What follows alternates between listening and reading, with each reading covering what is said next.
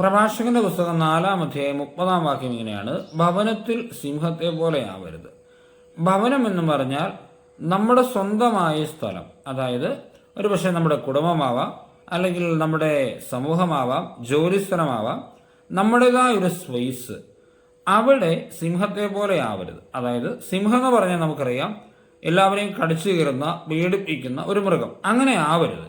പക്ഷെ നമ്മൾ എങ്ങനെ ആവണം എന്നുള്ളത് ഏശയ്യായുടെ പുസ്തകം 53-ാം അധ്യായത്തിൽ അതിൻ്റെ 6-ാം വാക്യത്തിൽ ഇങ്ങനെ പറയുന്നത്. ഈശോയെ പറ്റി പറയുന്നുണ്ട്: അവൻ ഉരിയാടിയില്ല, കൊല്ലാൻ കൊണ്ടുപോകുന്ന കുഞ്ഞാടിനെ പോലെയും രോമം കത്തിരിക്കുന്നവരുടെ മുമ്പിൽ നിൽക്കുന്ന ചെമ്മരിയാടിനെ പോലെയും അവനെ മോരം പാലിച്ചു.